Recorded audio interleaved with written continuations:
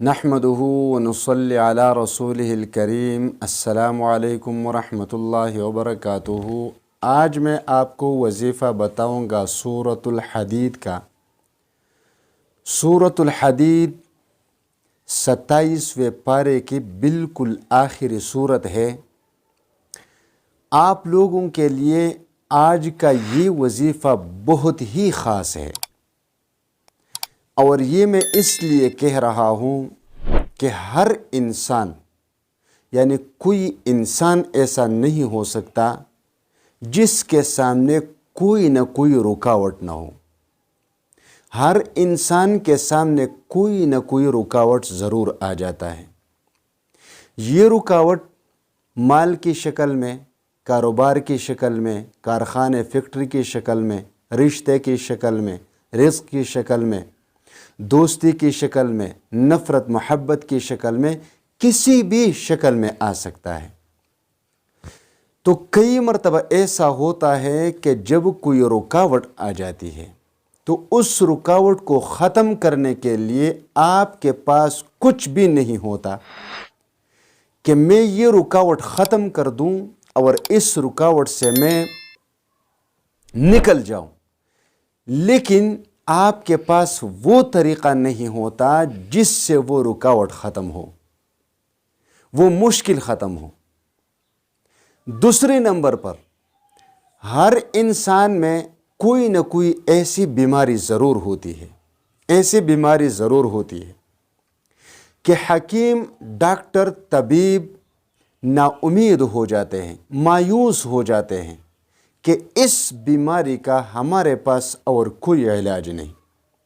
تو ایسے مریض جس سے گھر والے بھی نا امید ہو چکے ہوں، وہ خود اپنی بیماری سے نا امید اور مایوس ہو چکا ہوں، حکیم طبیب بھی مایوس ہو چکے ہوں اور اس کو شفا نہیں ملتی، تو ان کے لیے آج کا یہ وظیفہ اللہ تبارک و تعالیٰ کی نعمتوں میں سے سب سے بڑی نعمت ہے۔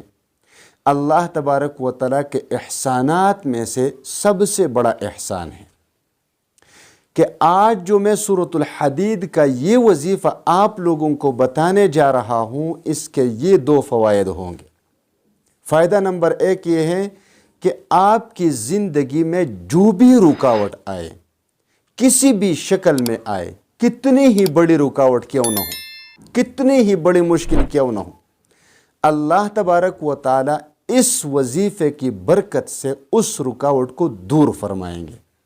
نمبر 2 کہ اگر آپ کے جسم میں کوئی بیماری ہے، آپ کے گھر میں کسی فرد میں کوئی ایسی بیماری ہے جو لا علاج ہے، اس بیماری سے شفا یاب نہیں ہوتا، آپ نے پیسے بھی خرچ کیے، وقت بھی خرچ کیا، آپ بہت تک گئے، لیکن آپ نا امید ہو گئے کہ اب میں جاؤں تو جاؤں کہاں، تو آپ کو کہیں جانے کی ضرورت نہیں، بس آج کا یہ وظیفہ سن لیں، اس طریقے پر سورۃ الحدید پڑھ لیں۔